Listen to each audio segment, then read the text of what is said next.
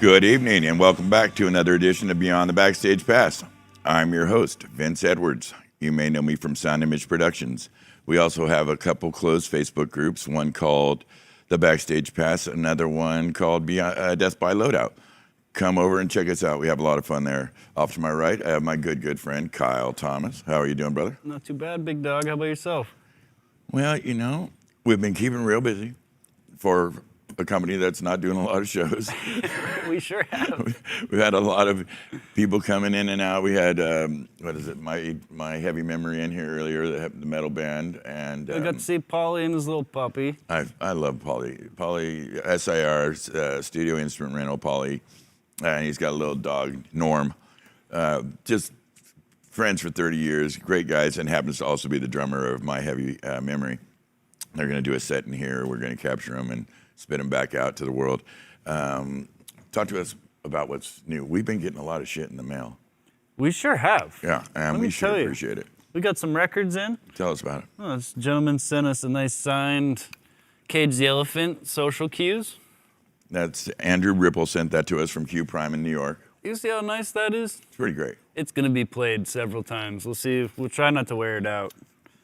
And I think you also got this beautiful CD as well. That's Volbeat, Outlaw Gentlemen and Shady Ladies. Great album.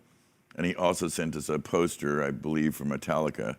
These are all signed items. Yeah, the Metallica, I just didn't want to pull it out because it's so nice. We want to set it up so we actually put it into our Big Love benefit project. So it's just some kind of monster poster. We thank you, Andrew. Thank you very much. We're going to use that. Hey, listen, we love signed swag, and we really appreciate it. But I think the best way to go forward with some of this stuff is we've got this Big Love benefit concert coming up here in December. Where we're lining up a bunch of artists. I've talked about it a few times. I think we will donate those in your names as auction items to gather money for stagehands and relief for the folks in our industry that need it. So we thank you a great deal. Thank you very much. And also, we got something from George Tonkin, which is the System of the Down signed poster. Right. Which is a really killer poster. Now, this one I'm struggling with a little bit. This one I kind of want to keep in my collection because everybody can tell you, I got 150 of those things signed and framed. And that one is pretty special. But in the spirit of keeping with the benefit and helping out our brothers and sisters, that one will also be donated, George, in your name to the Big Love benefit concert situation. Very thoughtful, George. Yeah, really cool, brother. Thank you. We also get stuff from our various brothers and sisters out there. Clint Winsley, dear brother of ours, sent us. Talk to him, man. What did he send us? Oh, dude. He sent us a 3.5 split. So you got to see, Vinny threw that at me and was like, "Kid, what do you make of this?" It's like the coolest headphone splitter I've ever seen. It's very clever, Clint. Thank you, brother. And he also sent, because he's down on his friend's farm, a big bag of organic, freshly cured raisins that were terrific. And this, because he's with Crew Music Asia and has all those properties in Asia, he has to unfortunately stay away from. He sent us I believe this is some kind of Asian good luck deal. Thank you, my brother.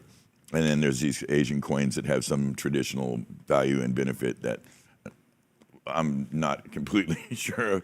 He'll send me a note and tell me more about it. Very thoughtful of you, man. Thank you. Yes. We want to wish everybody a happy Halloween. It's coming up. Yeah, do you see the candles in front of us? We're trying to get festive. We got a nice pumpkin background. Is there a pumpkin background? There might be a pumpkin background. The candles came from our dear friend Tim O'Connor from the Doobie Brothers, and he thought they'd be a good addition to the set. And we thought he gave them to us last week, and we thought they kind of made sense for the Halloween festival holiday. So thank you, Tim O'Connor, for hooking us up. You're a true brother. And he's been hooking us up with some other ways lately. He did a benefit for us this weekend for autism using our gear in Shauna Hall, and he went out and took care of that. That totally fucking brother thing. Very cool. Thank you, Tim O'Connor. And of course, we want to send love to Charlie Zericki, my big brother, brother from another mother, really. I really dig this person, a huge fan. Thank you, Charlie, for all you do for us, and I hope that you're feeling good, my friend. And Pat O'Doul, you sent a note about some stuff you got in your swag bag. Pat, You sent me the cards, right? So I didn't send you a standard swag box. I threw a little something extra in there. So that that little hand sanitizer called Maybe You Touched Your Genitals, that was swag that came off a Perfect Circle tour right before this all faded out that we did this end of last year. And I had it up on my wall and thought it was funny. And then I wanted to throw some extra stuff in, so I thought it would be perfect for you. And yes, of course, I know you've been off work for 8 months and probably real hands-on. So I just thought it was a good thing. So all my love, brother. Anything you'd like to add to the? I think we got Winston Dama in here with Chris. Yeah, he's behind the curtain right now. I'd been 20 feet over there behind the curtains studying on the S6L. Oh, yes. Well, you remember the fiasco of trying to set up our monitor world more efficiently. I finally got those PSM 1000 racks together. Then we realized, oh, well, we got to move the console and clean things up, which required us to move that huge rack cable. I think we call that thing Benzilla. It's 3,500 pounds of 3,500 pounds of death. It's hideous. And yeah, we couldn't, because we've got all this gear up and all this staging and shit around. We couldn't get our forklift back there. So what was it, 6 guys, I think? Manhandled. Yeah, we just threw a pallet jack underneath it and took 6 guys and we made it move. And so we did. But what you did with Monitor World turned out great. I mean, it really is clean now. And you know, there's a butt ton of cable around the building right now, and we're trying to make safe spaces for people to walk and look professional. And we've achieved that in one corner. So, so we're proud of that. Thank you. We'll start with one. We'll work on the rest. Right. And I want to say again, thank you to my friends for providing kind reminder. These sons of bitches, I swear. Get off my back. You know I'm not going to quit. Listen, we are always trying to bring in new and interesting guys. I know you've had a relationship over the phone with this gentleman. I know a lot of our friends have a relationship with him in person and largely over the phone because he's the get you out of trouble guy when it comes to Avid products, and he's the guy they call, and a good friend and a good man. He was the valedictorian at his audio school. He's a smart fucker. He's got big brain. He hosted over 200 hours of online courses that we're going to get into. I'm going to hear about that. Part of a team at Avid that developed the S6L, and it is one of their main troubleshooting deal with the public guys on that.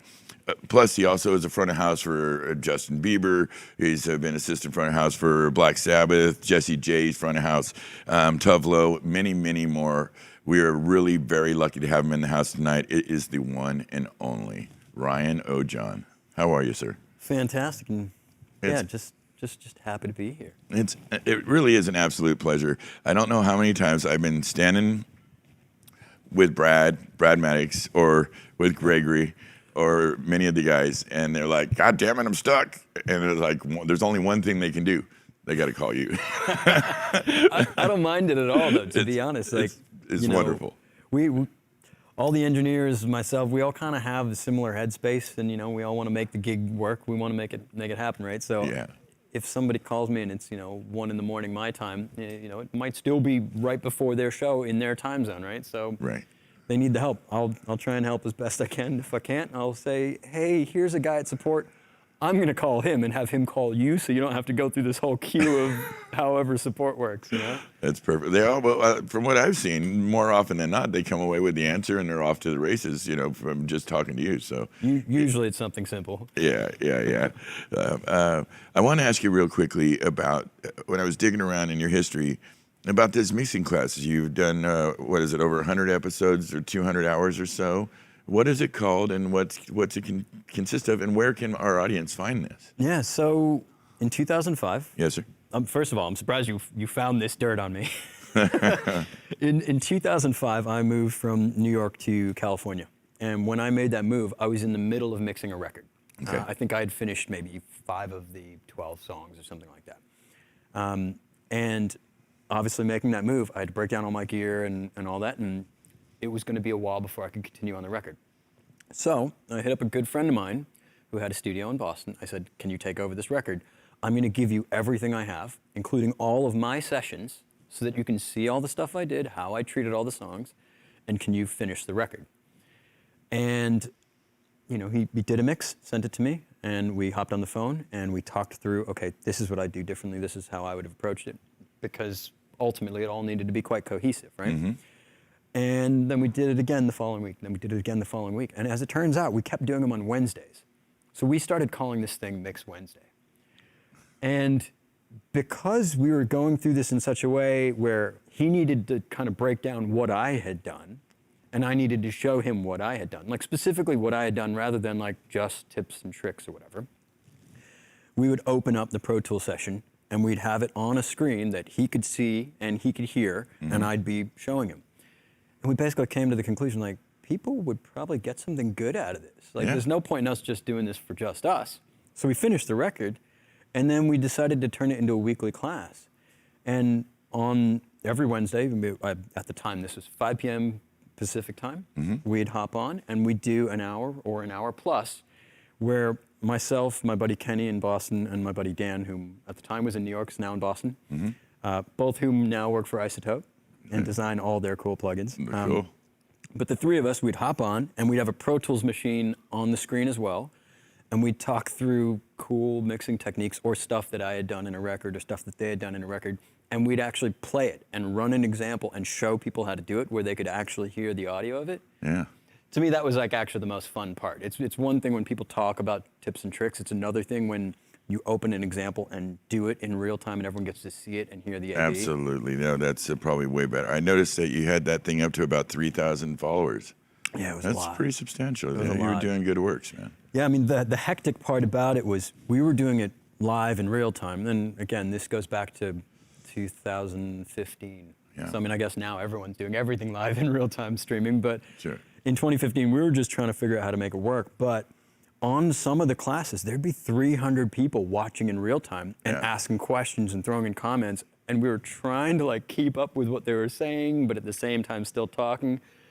And like we just hadn't wrapped our head around how to do it. But it turned into pretty cool content, and each class is, I don't know, anywhere between an hour and 2 hours. Obviously, the 2-hour ones were a little bit long-winded, but it did end up all archived on YouTube and stuff like that. So if you just look up Mix Wednesday, it's all there, yeah. Oh, fantastic. That's a great resource, people. Mix Wednesday, YouTube, Ryan O. John and his friends. And he really is one of the top guys in the field. There'd probably be a lot of good information there. Check it out.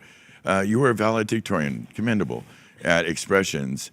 I'm old school guy. I came up hands-on, old dudes, telling us what to do, chucking wedges at our heads when we were getting it wrong, chucking, it was kind of a normal scream and holler and run and gun thing.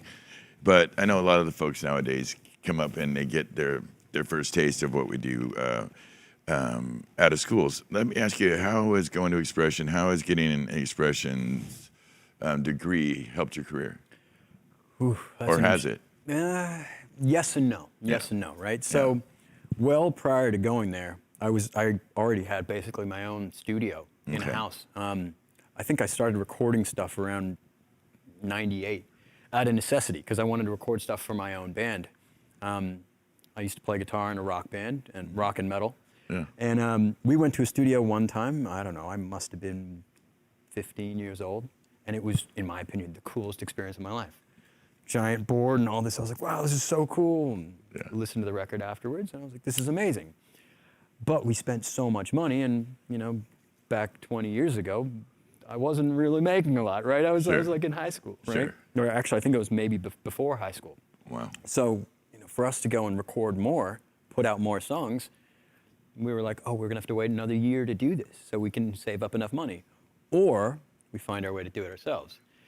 So I ended up getting, one of those little Tascam cassette 4-tracks. I know. Do you remember those guys? I There was do. the Tascams and the Fostaxes, and those are the That's ones. right. And you could record some stuff, and you could bounce it down to 2, and then record some stuff and bounce it down to 2, and record some stuff and bounce it down to 2. So I ended up starting to record our stuff on that. And then at some point, Lexicon, like this is way back, came out with an audio interface. It was a PCI card and 4 inputs, and that was it. So I got a mixing board, plugged it into that, and I started recording my own band's records. Cool. And because my band was putting out records consistently, like every 3 months, Damn. all the other bands around us were like, how are you guys doing this? How can you afford this? And I was like, oh, I just record it in my basement. So all of a sudden, I started recording for all the other bands in Boston. Oh, wow. So then at that point, I went to UMass and started doing a recording degree, but it was super technical. It was literally like how EQs are wired and how it functions, what an inductor does, what a capacitor does, and like that kind of thing. It was super technical. So that's when I decided to go to Expression, because Expression was a super hands-on degree. It was, you're going to have hours upon hours upon hours on consoles, in front of gear, as opposed to sitting in classrooms and just learning how the physics of this stuff works. Sure. Obviously, going in with physics knowledge really helps. You bet. Because if you know how the wiring of this thing works, then when it comes to using it, it makes a lot more sense. Yes, sir. So Expression kind of came at the end of the path, if you will. But what it did do was surround me by people that had the same kind of passion, but different ideas. And that's pretty insightful. Like, if we're all after the same kind of goal, but everyone comes from a different perspective, Sure. it really opens up your mind as to, you know, just rather than just thinking this one thing is the right way to do it, you go, oh, maybe that'll work too, maybe that'll work too, and maybe that'll work too. And then you also get to watch other people do it. Yeah. And getting to watch other people do it, you get to see their successes, their failures. So it's not necessarily just the education itself that was super valuable. It was more just being around people that were also being educated at the same time and brought different perspectives, and then all the hands-on time. Makes perfect sense. As I mentioned before, you were a part of the team that at Avid that developed the S6L, which we have. I think we have 224s, and I think we have 4 of them in the building. Yeah. And they're going at pretty much all times, either for training or they're mastering in the back or whatever. I know that thing is come out of the gate pretty well at Pro Light and Sound. You got Best in Show, Infocom. You got Best in Show, and NAMM Reader's Choice for best board going right now. I think that thing, in the first couple years it was out, it won something like 3-4 awards a year, and then since then it's something like 1 award a year. But yeah, it's been doing pretty well. Yeah, what's it like? What's the process? Now, I don't want to get too far in the weeds, and I know you really know the nuts and bolts of this, but how does it come up? You know, you guys, you've seen the profile has kind of run the course, and is now the utility board out there that kind of does the speaker on a stick and other medium-sized gigs. Yeah, and yeah. you guys decide we come up with something new. You guys all come together and just to work it out. I mean, what's the process? So the process of creating a new console it's a really long process, right? I would think. And you got to base it on a lot of complicated things. There's the finance side, there's the requirement side, and where you're trying to sell it to, right? If we're trying to sell it to corporate only, obviously we don't need 192 channels, right? Sure. But if we're trying to sell it into, concert sound, it has a certain requirement. If you're trying to sell it into theaters, trying to sell it into house of worship, or even broadcast, all of them have slightly different requirements, right? So you kind of gather all those requirements, and then this sounds crude, but it's a more complicated version of this. But you kind of assign a dollar amount to each of those markets. Sure. And then you go, which one of these requirement sets earns the most, and which is the next, and which is the next, and you kind of stack them all together with a value, if that makes sense. Well, it's a cost-benefit analysis. Yeah, it's exactly that. Yeah. It's a cost-benefit analysis. And, Profile at that point had been around for, almost 10 years or whatnot, and people were going from, and Profile at a certain point was the desk. Oh yeah, it was killing it. It was absolutely the desk. Had And a then strong people decade. started moving away from it because channel counts started getting bigger. Requirements for bus counts started getting bigger because everyone needed IEMs now. Everybody. It wasn't just the band. It was the 12 dancers needed separate mixes and all that stuff. So it got a little hectic. So Profile couldn't keep up anymore. So obviously it made sense that, we jump into something that can keep up and hopefully be able to do more than just keep up, right? So, yeah, I mean, that's kind of how it came about. I mean, how I ended up on the team in itself is another interesting thing. I was touring 52 weeks a year, 49 weeks a year. There are 52 weeks. So it was like somehow I'd have 21 days spread across the year off. And that's a lot. It's enough to burn you out, especially if you do it for a couple of years. Yeah. And I probably wasn't taking care of myself in the way I should, taking the breaks. I understand completely. That now I would absolutely take. But Yeah. I was getting burned out on the touring side, and I had told somebody, I was like, I just don't want to tour anymore. Somehow my name got passed into the Avid team, and they said, would you be interested in being a product manager? I was like, I don't know what that is, but yeah, cool. Sure. Try it. Let's do it. And we did like all these phone interviews, and I swear it all worked out. I mean, first of all, because I know audio and I know the customer base, but I swear it worked out because the whole time I was like, there's no way I'm getting this job. There's no way I'm getting this job. I don't know anything about product management. So all the phone calls were like, I was just hanging out with friends, and we're just chatting and just geeking out. Yeah. And then eventually it came to, you want to fly to California and like have an in-person interview? And I was like, oh man, this is serious. Yeah, that's real. I bought a book, like Handbook of Product Management, read it on the flight, underlined 100 things. And then, you know, went through, it all worked out. And since I've learned a ton about, you know, prioritization and how products are built and how things get shipped and certifications in different countries. And there's so much to it that, you know, had you told me when I was just mixing records that I'd be doing this, I'd be like, I don't even want to do that. Yeah. But now I look at it and I'm like, it's really cool because all of my friends are mix engineers, all of them. And now I get to see this as like, I kind of get to give you back something cool that makes your day easier, your life easier, your life more fun. Yeah. And also, all of them, I hit them up all the time and I say, what do you want a console to do that it doesn't do yet? And they'll just text me something and be like, cool. Hey man, check out the software release, it does that now. Yeah, well, I was going to talk to you about updates. I know you guys can send out as many as 7 a year. And this last one, it came in, and the guys started loading them into the boards. And I was with Greg Price and Brad Maddox, and they were kind of saying, wow, this last update is dense and just chock-a-block full of all kinds of interesting, good things. And they were kind of excited when they heard that you were coming on the show, because like I mentioned before, they tend to call you quite a bit when they need you, which is, you know. Yeah, I can answer all their questions now. They never need to call me. Well, you guys, did you get in on the barbecue? I don't know if you came in time for that. Oh, man, no. Yeah, today Greg Price was kind enough to throw us a barbecue, which was super sweet of him, chicken and ribs type of thing, and it was very enjoyable. But I was talking to him yesterday. I was writing another show we did yesterday, and he came in and said, you know, Ryan Ojohn's coming in tomorrow at 1. I said, how the hell's how is that happening? And he said, well, I asked him because I knew he was coming in. And I said, no. I had him first. He said, because there's a thing about people getting here too early, and it kind of messes with the formula of the show. And I said, all right, then you keep him in your space, and you get the most out of him. And he said, oh, yeah. Proper quarantine. And so I noticed, because me and you didn't talk today until about 6:28. Yeah. And that was intentional from both sides.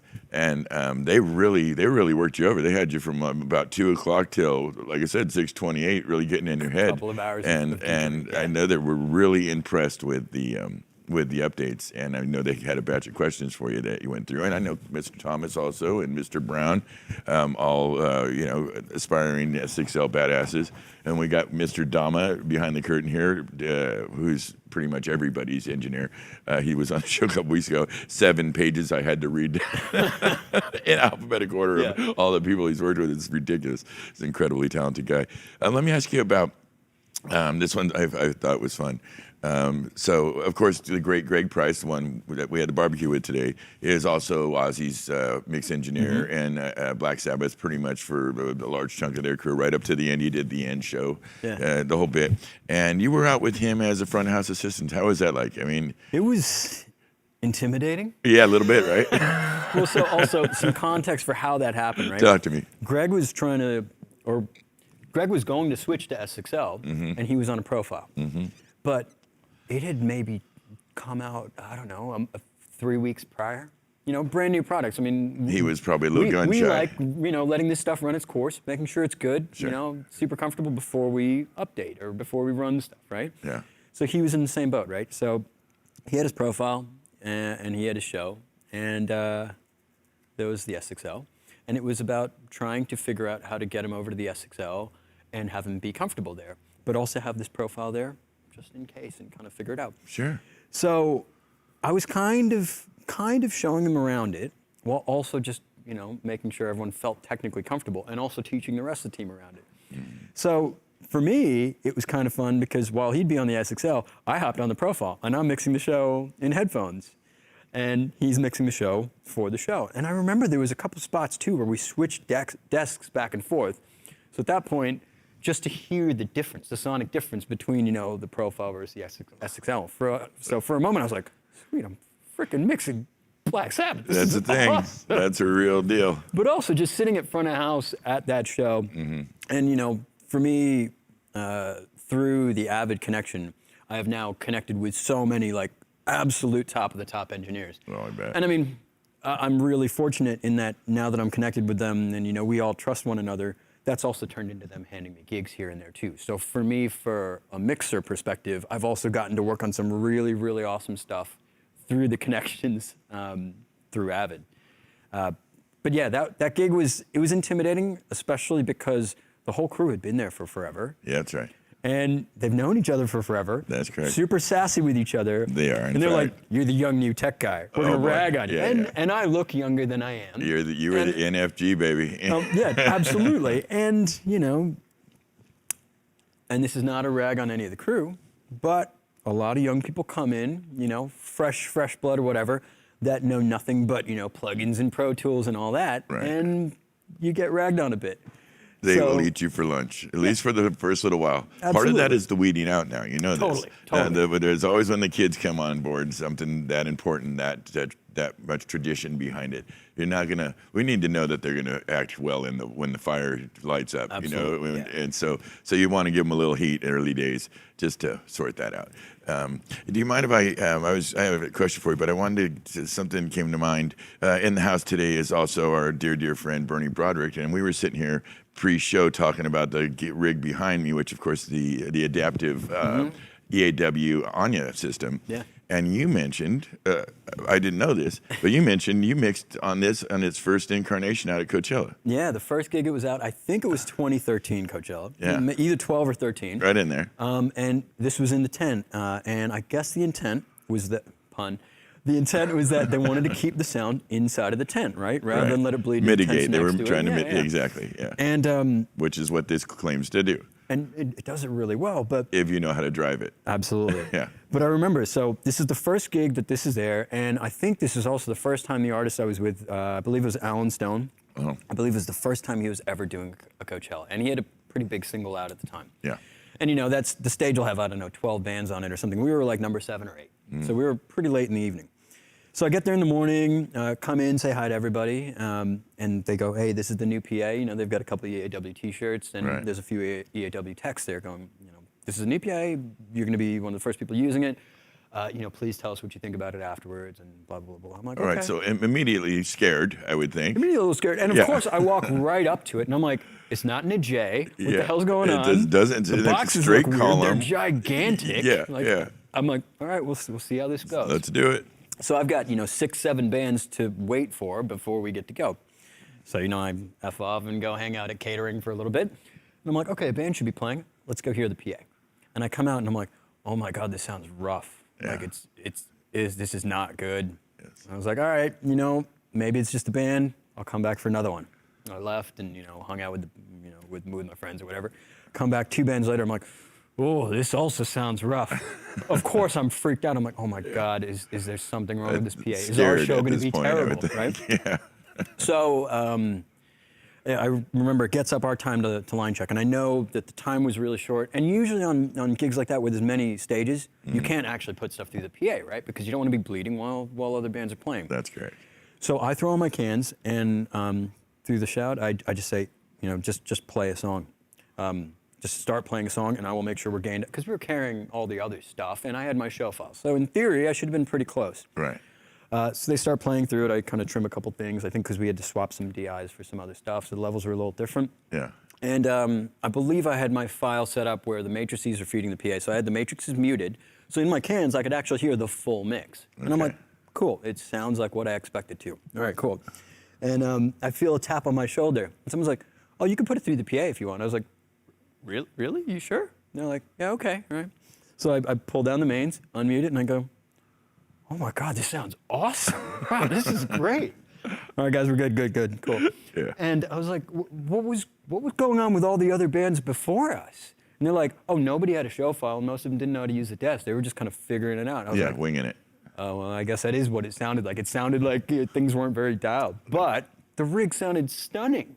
Yeah. If you come to it correct, and you did, and then you have an ear, and yes, it's definitely a rig that it helps if you got some chops that you show up with, and then you can work with it, and it Right. will tweak it in Well, just it's that like sweet spot. it's like any time you put a microscope on what you're doing. Yeah. If you're not if you're not really dialed in, that microscope's just going to make it look terrible.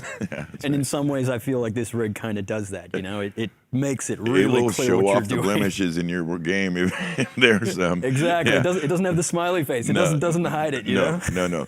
No. But at the same time, you got to, you know, like you said, mitigation wise, you're in some place and you need to get under the balcony and you need to drop it at 280 feet, and this thing can, you know how to talk to it.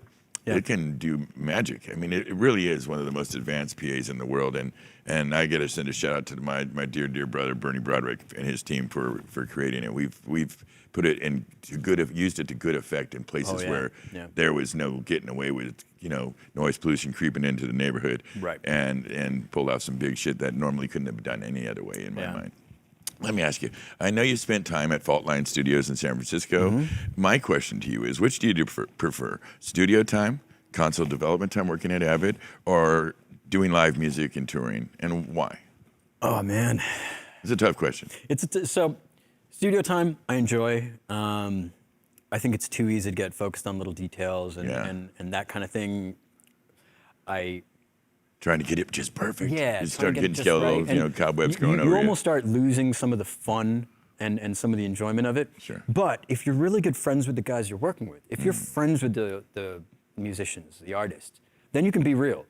Yeah. But I always hated being and this was the case in Fault Line. I was the house engineer, and a band would come in that I didn't know. They'd come in, they'd play some take, and they'd go, "Was that good?" And I'd go, "Yeah." How would I know, really? But the problem is that, you know, I've played guitar since I was 5. If a guitar player came in and did a take that I was like, "Man, it's okay," it bothered me that I'm like, I could play that better than you. But you could never say it because it's politically not really great to do that if you're the guy at the studio and they're the artist coming in. So that used to bother me to no end. Yeah, I bet. But then between the console design stuff and the touring stuff, they're totally fulfilling in different ways, right? The console design stuff, I almost see it as like a gift to my friends. And it's a cool way to kind of advance technology and do something that maybe has a lasting impact, right? Mm-hmm. That's kind of a longer term fulfillment. The show itself, though, the emotion you feel when there's 30,000, 50,000 people surrounding you, and you do this and they respond to it, like, you know that your fingers are in control of their emotional response, and that's kind of amazing. It's like a drug. It's a definite drug. And where it gets even cooler, though, is I tour with the console I design, and that in itself is also a bit of a mind fuck. Yeah, you know? That's heavy.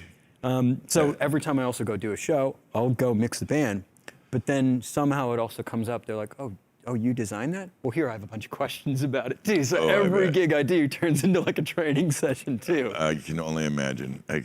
So preference-wise, you can't land on one. Would you say it's between the Avid job and the touring? It's right between those two. I mean, I'm really fortunate that Avid lets me tour while I work for them. You're a friggin' walking billboard. I mean, it'd be crazy to not have you out there representing the gear, doing it by showing them what it can do. You know? I mean, it means a couple things, right? One, hopefully people get to hear a good sounding show on our product, right? That's great. Exactly. It's unfortunate, and I've done this a couple times where I've been like, "Oh, someone's using our desk. I'm gonna go out and check it out." Oh, it sounds rough. Yeah. But, you know, one, there's that. You know, hopefully there's a good sounding show on our product. 2, I get to help people out that do maybe need some training. People from sound companies, like when I go do a gig in, I don't know, Sao Paulo, we'll hit up all the regional folks there and say, "You want to come out to the gig? We can just talk through some of the stuff that you guys are trying to figure out with your product or whatever, you know, help them out." Mm-hmm. But 3, I also get to connect with all the other engineers. You know, when you stop touring, you stop staying in touch with not just the people, but also like the way the market is changing and the way the requirements are changing and what's happening, you know, like years ago there was no playback, and if there was, it was 2-track, and then it turned into 8 channels of playback on a radial.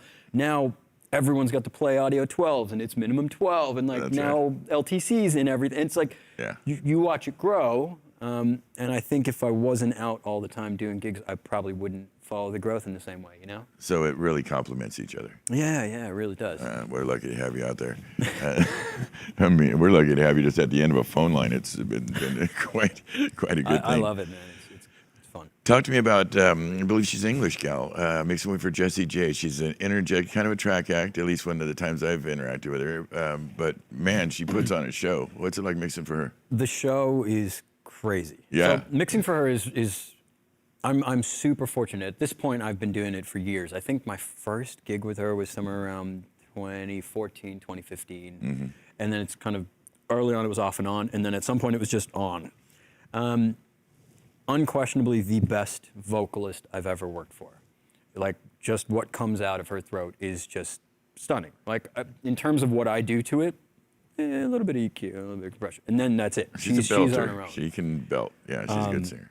So that's amazing. She's also famously hard to work with, but I've actually never really had much of a problem with her. There's a bit of a funny story that we can kind of circle back to. But Okay. One of the things I love about working with her is that if she hits a market in 1 year and she knows she's going to hit the same region, like let's say the following year, there are certain songs she's not allowed to not play, if you will. You know, her big hits, right? Of Price course. Tag's got to happen. Domino's got to happen. Bang, Right. bang, bang. They have to happen. They do. You can't skip them. Not really. Yeah. But if she's coming back the following year and she knows it's the same market, we'll do a completely new arrangement. So it's technically the same song, but the music is all totally different vibe. Like, it might have like a little bit of a dub reggae section in the middle of it. Yeah. Or the other one might have a bit of a, I don't know, big rock and roll section. But they change it. So for me, it stays super exciting. So like every year, we usually come back with kind of a new show. Very So that's cool. fun.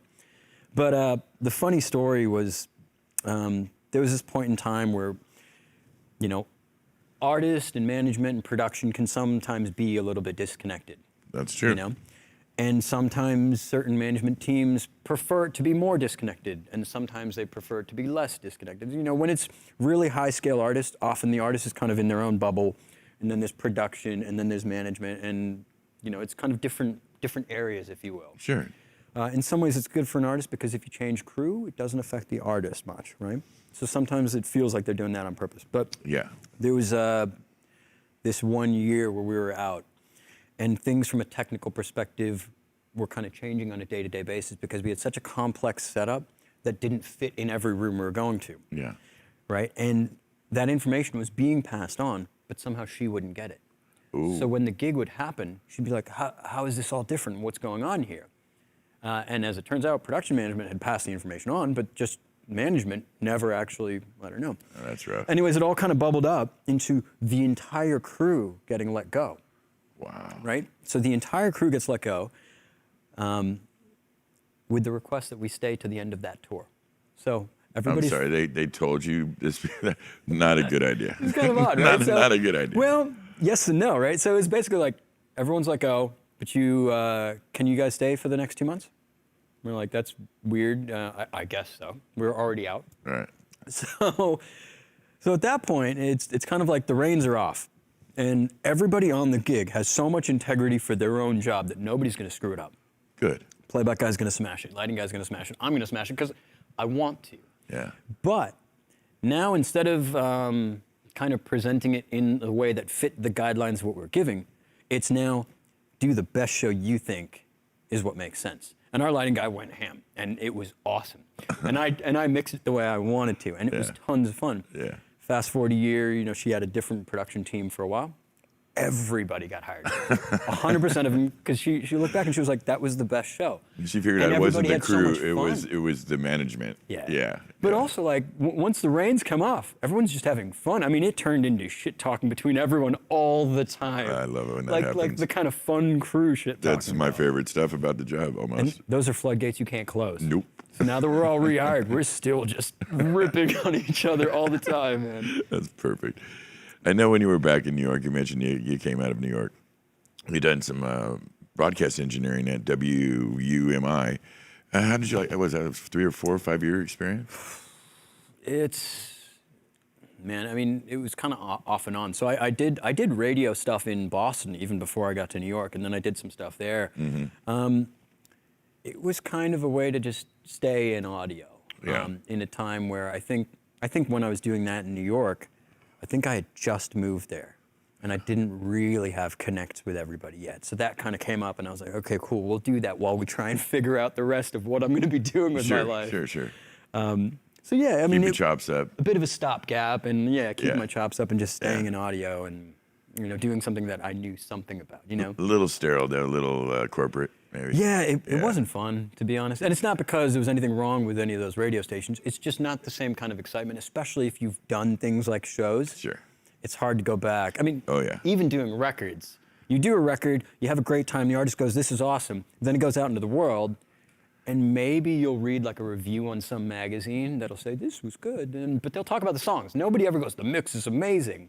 Occasionally, but it's rare. It's really Yeah, rare. and when it does happen, it's usually, yeah. Right. I'm with you. But and even if the mix is amazing, they go, the band did a great job and it feels good, right? Right. It's about the emotional translation. Whereas the live show, in the moment, you can see the response. That's right. You see the 50,000 people like feeling the energy that you are helping the band put out, Immediate gratification. Yeah, so I'm basically ruined now. Now that I've done this that's on a right. large scale, You it got is sullied. so hard to go back. I would say between that immediate gratification thing, when you see it, when you're in the pocket and the proof is in the pudding all around you. Yeah. You got 30,000 people, 60,000 eyes, and you see them feeling it and swaying to that.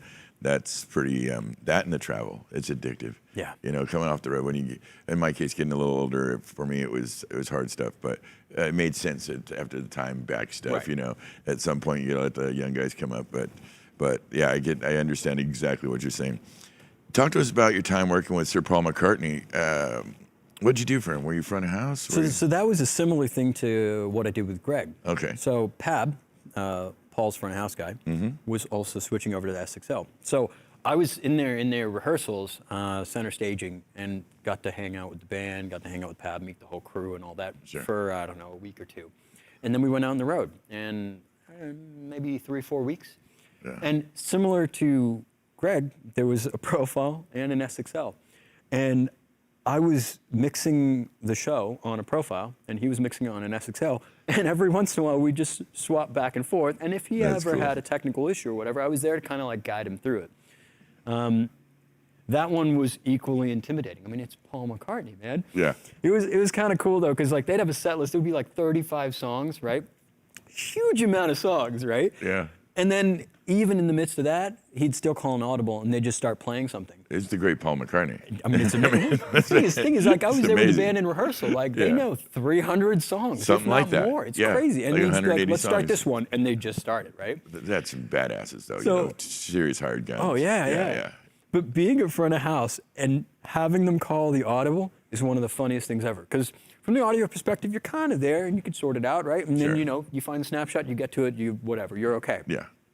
But lighting and video, Oh, I bet you they were in the ditch. them trying to sort out the audible was amazing to watch. I mean, they did a great job, and no sure. one in the crowd would ever know. But Right. you just see this 10 seconds of absolute mayhem happening. you Yeah. know? No, see, and we enjoy that probably more than we should because. Oh, yeah. 'cause I mean, it's cowboys and Indians. Let's be fair. audio totally. gets lighting, Totally. and then the idiots, they're all on their own. And like we enjoy watching them stress out. Yeah. But if everything actually went down, we wouldn't be happy either. We don't want it to go down. We Right. just want to see a little bit of the fire under their ass. You know? Just a little bitty bit. Yeah. Especially for me, especially in the video section, I really love to see them. right. Hey, listen, I'm interested in this. Back in the punk rock days and a little beyond, we used to stop at a place that you were an engineer at. You were at the famous Irving Plaza in New yeah. York. What's up with that, buddy? Oh man, I love Great that spot. venue. I mean, it's it's The load-ins. yeah, it's awful. But just as the history in it, it's like the Warfield. It just has that. It just reeks of everything that's come before it. Oh, And- totally, man. And it's a fun room to mix too. I mean, the way that kind of came about was, I had done a bunch of shows in there, mixing bands. Sure. And then when I decided I was going to kind of settle in New York and stay there and hopefully tour less or whatever it may be that we always tell ourselves. Yeah, the lies. Yeah. All right. I happened to come in through there with some act, and I said, I would love a house gig here, and they're like, oh well, we kind of have space, so if you want to kind of slide in and do some stuff, No kidding. come do it. And I lived, I don't know, it took me 15 minutes to get there from my house, so it wasn't bad, and like Kind of perfect. everybody there is so nice. They're such a good bunch of people. Yeah. And also the vibe of the place is like we are one crew. That's As right. opposed to these are union loaders. We can't touch your gear. Don't touch anything. Like, Yeah. you know, the kind of thing that New York often has. Very common there. Yes. So it's kind of nice that it always felt like one team of everyone. Like, yeah, you know, this load-in sucks and it's through a stupid elevator, but you know what? We're all going to do it together. We're going to unload the thing. We're going to get it in. We're going to figure it out. And we have a great show. And the vibe was always really good. That's right. So it was really nice working there, man. And, you know, they also stayed busy. Irving was busy all the time. All the So time. it was almost never a dark night, you know? So I would say they would do 290 a year, at least, I would think. Yeah. yeah, so it was a good spot to be in if you were home, you know? Yeah, and everybody stay busy. coming on the way up would stop in, and everybody on the way down, and then some in the mean- in the sweet spot too. And that in itself actually was one of the tough things about Irving. Yeah. Is that, people on the way up, they were always great to deal with. Right. But some of the people on the way down A little tougher. were a little bit harder to deal with, right? They're trying to bring in staging for a show that should fit on 70 feet wide. Right. And Irving was, what, I don't know, 36 It's 30, feet or something, maybe. with monitors up in a thing. It's Right. like, but everyone would insist, no, we're bringing it all in. We We did can it jam it in there. I Show. brought a shoehorn. Yeah, it's like So that was always interesting. I mean, it Yeah. certainly helped me learn to deal with tough people better. yes. Yeah. You know? Well, psychology, the part of our game is that goes, I think, somewhat unrecognized, or at least not spoken about much. Right. Is the psychology of the game.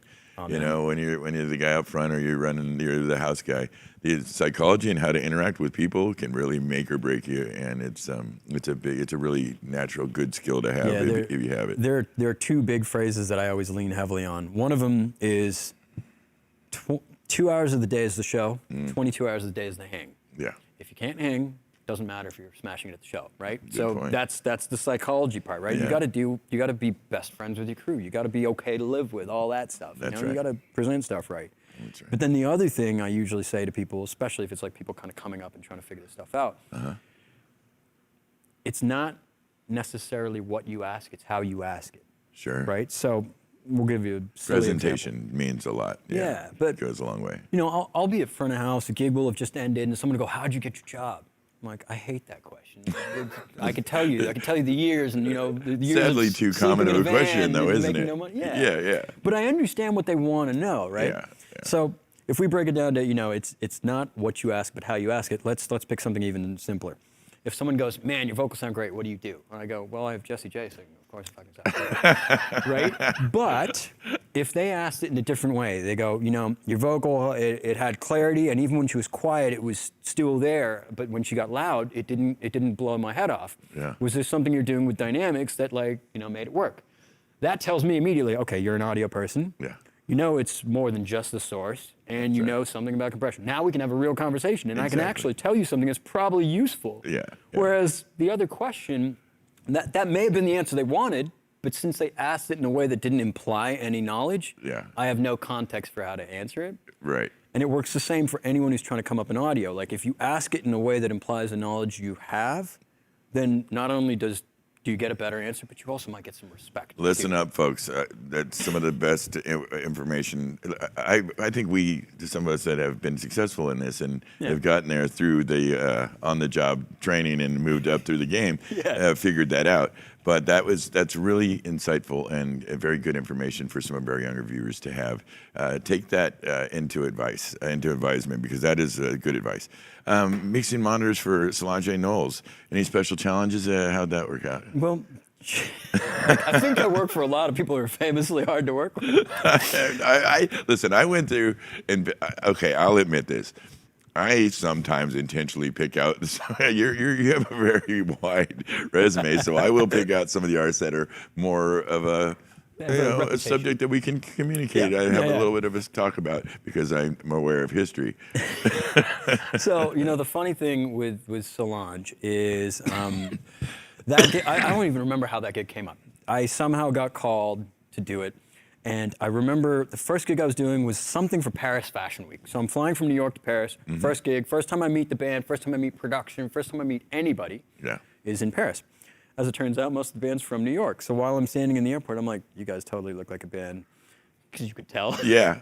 And I'm pretty sure they had like the little number tags on their bags. I'm like, they're definitely a touring band. I'm like, are you guys with their band? They're like, yeah. So we started chatting.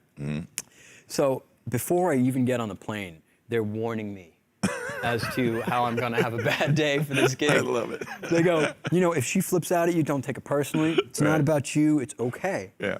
I'm like, Okay. Now, and I always do listen to the things that people say, but of course, at the same time, I'm like, you know what? I want to get my own impression. Of course. It's because people react differently to different people. So we get to the gig, and you know, it's some private-y thing, and I've got wedges and ears, and I have the whole band there, and she's not there yet. So I build their whole mixes. I build her a bass wedge mix that is what I would expect her to want. Sure. And then I also build her a bass ears mix that is what I expect her to want, just based on having done ears for a long time. Yeah. So, you know, I check the wedges, make sure they're just screaming loud. Great, not a problem. So she shows up, right? And at this point, the band's comfortable, and now it's just me and her, and I don't need to worry about them. Okay. So I go, hey, Solange, I'm your monitor guy for the day. You know, I flew in with your band from New York. Because I did want her to know that I wasn't just local French guy. Sure. You know, because that gives it a different kind of perspective. It's the, oh, you got hired by my management to be here, and Right. it's more than just random guy. I got you. So I did make sure she knew that, right? But How'd that work for you? it was okay. It was okay. Okay. But the next thing I said was probably the dangerous one. I hand her a pack, and I go, I hope I don't fuck this up too bad. And she says to me, did someone tell you I was hard to work with? And I was like, yeah. Wow. You had a moment, dude. It was a dangerous thing to do. Yeah. It turns out it worked out really well. Sometimes that reverse shit can... Well, to be honest, if I say no, She probably would have known. then I mean, who knows what happens? But at that point, I'm already lying to her. You know, like Not cool. I'm already hiding a bunch of stuff. I just didn't want to do that, right? You did the right thing. Anyways, gig went all right. I mean, actually, there was problems. Like the pack actually went out because something happened, but she had wedges. It all went fine.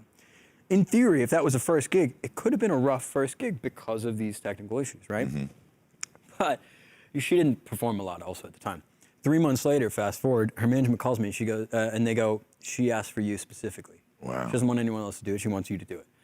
And came in, did some other gig, and it just kind of went on for a while. And then eventually, you know, kind of just fell off, and I started taking other stuff, and it, you know, never came back. But it was a really interesting way to kind of fall into a gig. And again, I mean, I wouldn't say it taught me hard to deal with people, but it definitely gave me a different perspective on like what hard to deal with is too, if you know what I mean. Sure, and maybe some new tricks in your bag how to Maybe I'll try that approach it again. right from the gate, you know, and deal with it from the gate. Here's a tricky one, and I know when I put out the ads for this. Now this guy is unfairly targeted, and we've seen this many times in the world of many different artists. Usually the kind of poppy guys, and then the younger ones. But even in the advertisements, when I advertised who you were and some of what you'd done, one person said, Bieber, hard pass, no, not watching the show. I said, he also worked with Black Sabbath, and then he brought him back. Yeah. You know? But talk to us about working for Justin Bieber. He was, let's be fair, he's an extraordinarily talented young guy. Yeah. I mean, he started in 13, 14 doing videos in Canada, blew up on the internet. Yeah. And somebody signed him up, and he got the Mickey Mouse Club training and came out and kicked ass. It worked. Yeah, I mean, the kid can do some shit, and doing his shows, And the show can is get good. pretty big goddamn shows. Yeah. And he's a multi instrumentalist, right? Yeah, So, he'll play drums. He plays guitar and a couple things, and sings. That's an interesting one. So that gig, first of all, is probably one of my shortest things because I wasn't actually on it as a long-term gig. I kind of just filled in a bunch of things, right? But the way it came out was I was doing this. I came in to do monitors on this kid, Cody Simpson, and then ended up kind of doing front of house, and then Cody Simpson ended up supporting Bieber, and I was doing monitors. And then when we came out and supported Bieber again, I was doing front of house on Cody Simpson. And just through just meeting everybody and stuff happening, Biebs came out and joined on Cody Simpson's solo shows here and there. And then it kind of just fell into, I just did a few gigs, right? all right. The toughest thing about that gig is not the, 90 inputs or whatever from stage. It's got to be the Screaming Girls. It's the Screaming Girls. Of course it is. It's a Beatles problem. It's 3 songs of I can't hear anything but Screaming Girls. No, it's awful. Right, and you could argue, okay, Yeah. I could put it up over the Screaming Girls, but that's not not really going to help you. No, you know, not it'll so just make them much. scream longer, right? Yeah. And the other thing is that on gigs like that, the show, like the visual and all that, is really high priority. So you can't necessarily do 20 box PA hangs because you're hanging in front of video. Your sight lines, that's So you right. end up with smaller PA than you might want.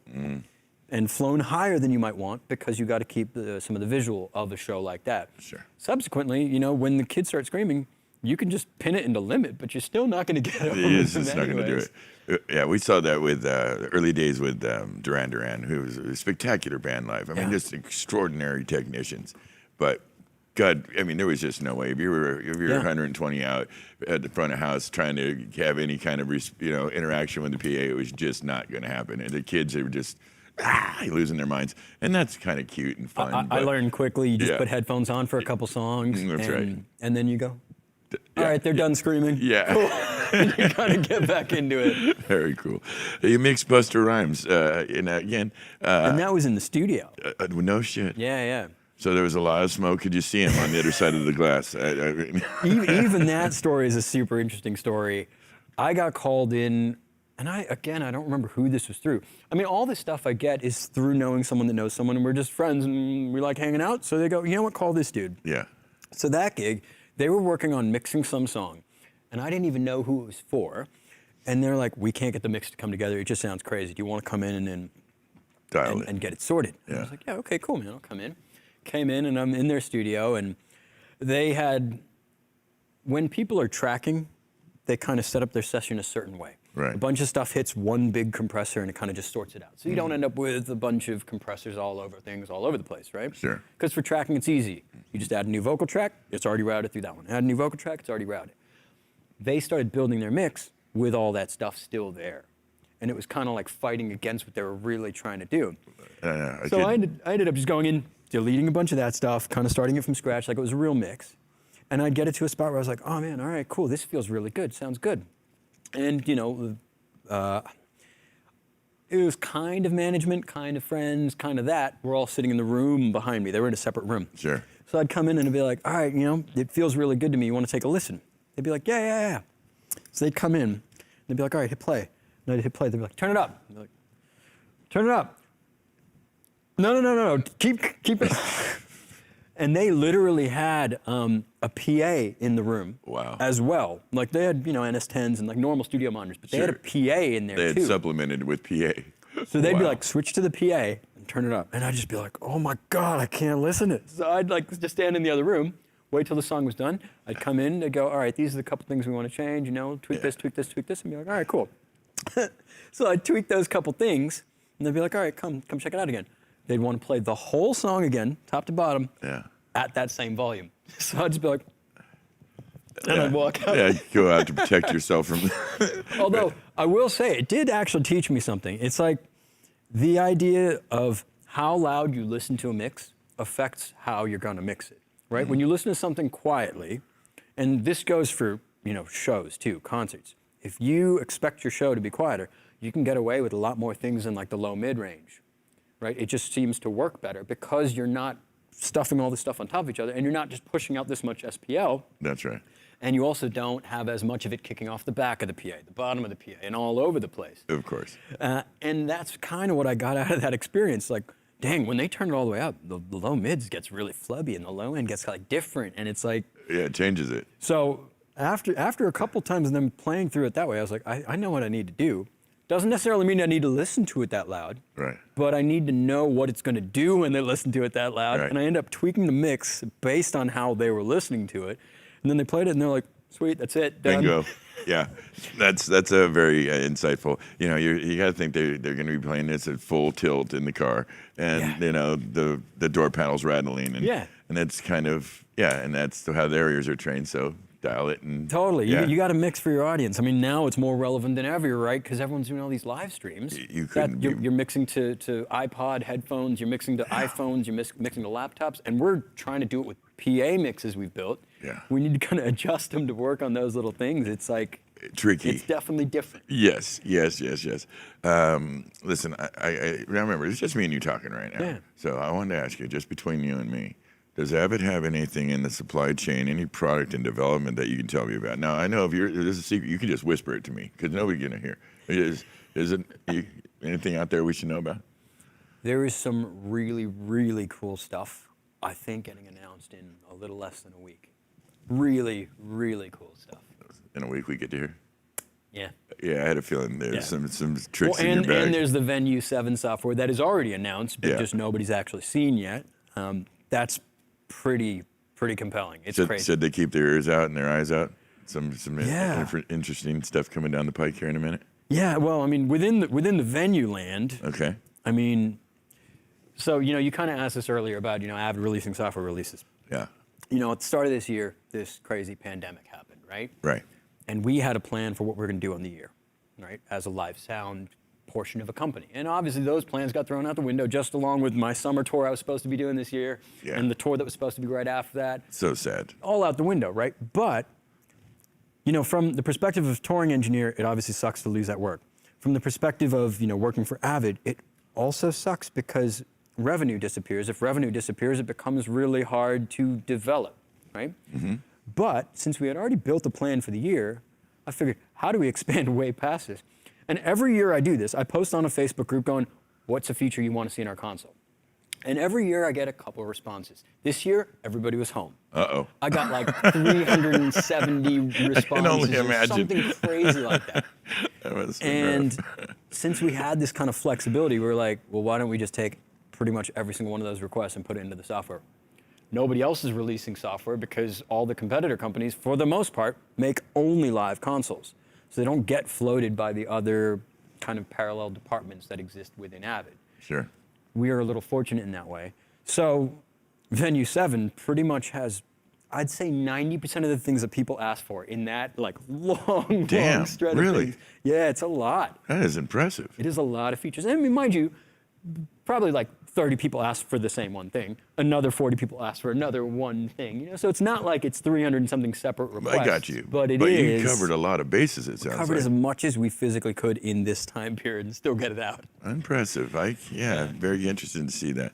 I mentioned earlier dealing with the endless questions from the Kyle Thomases and the Michael Browns and the Greg Prices. What's it like having Bob Scoville in your camp as one of your training guys and an Avid employee? I mean, it's fucking Bob Scoville, or Robert Scoville. I like to call him Bob because it slightly annoys him, and I love him. So, but how's he? How's he complement the team? He is such a technically minded dude. He's heavy. But like technically minded with a creative goal. That's right. Which is really cool, right? Yeah. Usually in audio folk, you find super technical people, super creative people. The people in between are kind of the gems, right? And it's not to say that either end of that are not. It's that those ones in between are the ones that can go, this technical thing allows me to do this creative thing, and this is how they kind of merge. And he is that kind of dude. That you summed him up in a nutshell right there. But he also goes in rabbit holes where I'm like, I'm not following you there, dude. I'm not going. I've also heard that critique. But that's not to say he's wrong in any of the things he says, right? I mean, some of what he wants is it's amazingly detailed and amazingly complicated, but not complicated in a way that is like bad. He's methodical. Methodical. That's a much better way to say it. It's his personality. It's his character. It's who he is. And my battle, and this is not a battle with him, but just a battle in general, is being able to allow the incredibly technically minded creative folk to create something that also, volunteer at a church is not going to be overwhelmed by. That makes sense. So there's this weird balance of you want it to be ultra capable, but at the same time, you don't want it to be too intimidating. You want someone to be able to go poke an EQ, turn a knob. Right. Which fortunately we were able to kind of get these things in there. But as we get deeper and deeper and deeper and add more and more and more features, it becomes even more of a balance to like, is this still accessible to someone who wants something simple while still being super capable? Yeah. And that's where Robert pushes it. He pushes to the super, super capable. Because he is super capable, so he doesn't know any better, and and we see this, and he's been training some of our techs through your program with Sound Image, and it's been incredible. I mean, really, this has been over many months, and the benefits. But you see some of the kids. Some of the people are just tooling right along with him. Others are just chucked full of questions, and others you can just see deer in headlights. They're just like, they don't want to look stupid, so they don't ask the questions. But usually one of the more inquisitive persons that is maybe a little hung up in the technology will speak up to it, and then in the group, it all seems to work out in the wash. Yeah. But what an asset! I mean, he's a sweetheart of a guy. He's patient. He's very literate and technical and articulate. And I just what a good hire for you guys. The best conversations with him, yes, sir, are the ones where you disagree.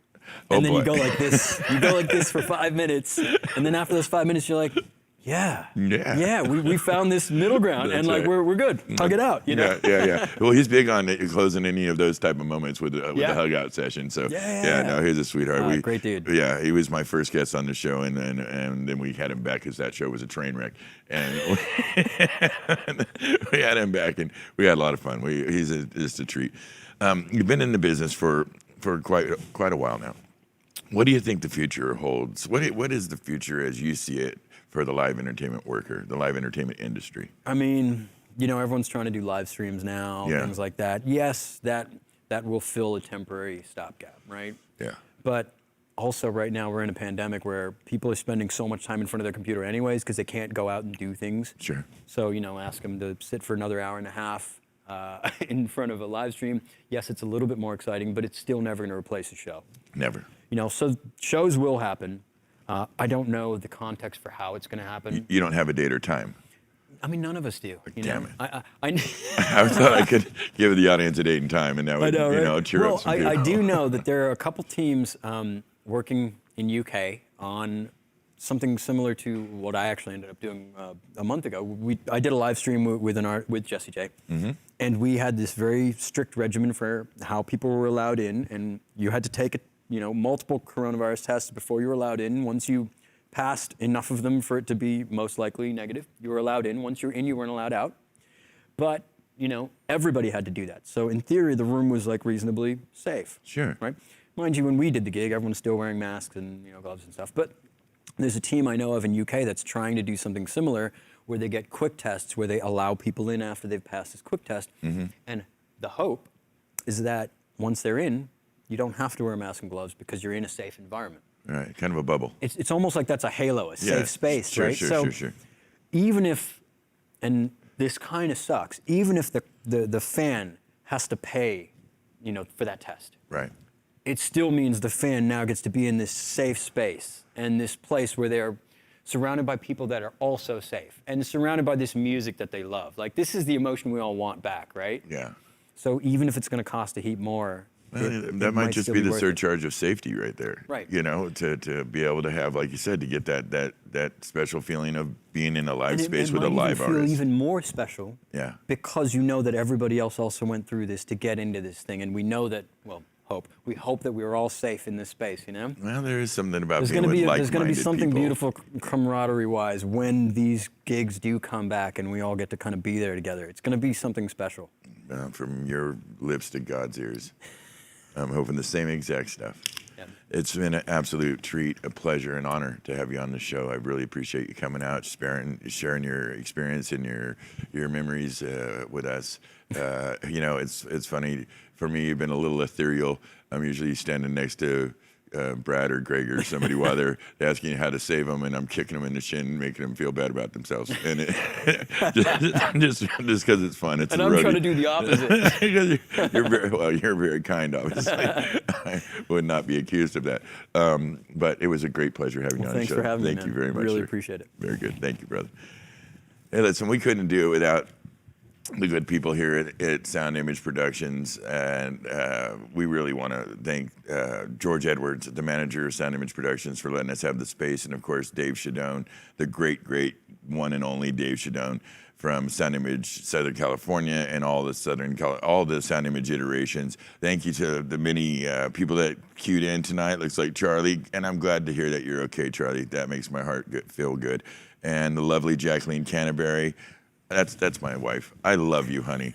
And the wonderful Pat O'Doul and my good friend from Crew Music Asia, Lee TV checked in. Thank you, Lee. Clint, you be well, brother. And we really do it for you guys. We miss you all, and we can't wait to get back out there. So this is what we're doing right now because it's what we can do. Remember, we mentioned that we're going to do this benefit coming up. This is a real thing. It's the Big Love benefit concert project to help stagehands and people in the industry. This is coming up mid December. We're going to start. We've got a batch of artists confirmed, and it's all coming together really well. Stay tuned on that. Please check out, in kind of in conjunction with that, check out the Big Love Army page. It's run by Lauren Monroe Allen and Rick Allen of Def Leppard. It's a really sweet, kind place to be. And if you needed your spirits lifted, go over there, check them out. They'd be glad to have you. And there's a lot of kind and good things happening. The good people over at Loving Hands for Stagehands are offering a similar mission. It's a slightly more, it's directly for your techs. And if you got some things on your chest, stuff you need to work out, there's some people there that are having the talk, and it's something positive. You should check it out. I want to thank the crew in the shop, the octopus and behind the scenes over here, Michael Brown, who does it all. Mike, we couldn't do it without you. Thank you, brother. And of course, the great Kyle Thomas. You're a badass. Appreciate you and all the work you do. Love you, brother. I love you, man. Happy Halloween to everybody. Be safe out there. I'm not sure how you're going to negotiate. That's on you. But be careful with the large gatherings and make sure you Lysol your trick-or-treat goodies. I don't know. And we want to thank the good people at slowfiber.com. They provide our custom masks. We wear masks. You do what you do. We do that here. And they help us out in our different shops to be able to provide those to our different employees so they can feel kind of safe when they're working. Next week, we have the wonderful, the one and only Jackie Crissetti from Sweet Treatments. Show the things she brought in. She makes all these amazing things. So what she does is she's an ambiance provider. So for the big shows, I don't know if you haven't seen them, when you go backstage, it's not, do you need to charge your phone in a plant? Jackie has an item for you. Look how cool this thing is. She makes the coolest stuff. I came from Emerald Cup. I'm pretty sure this was on my stage. That was on your stage, I'm pretty sure. But she'll take found things like old welding torches and a cigar box and turn it into a charging station. And the really cool thing. I mean, it's very sweet. We're bringing her on. She's providing the ambiance. That's pipe, drape, carpet, tables, chairs, all these fancy stuff that makes VIPs feel real comfortable. That's what she does, and she is an extraordinarily creative and talented woman. We're going to have her on next week. Our show is dedicated to kind of highlighting all the different disciplines in the rock and roll game and in the live entertainment industry, and she is an incredibly critical part of that. So we'll have her on next week, 7 p.m. Thursday. Tune in. Should be a good show. Until then, happy Halloween. Take very good care of yourself. And be kind to each other. Good night.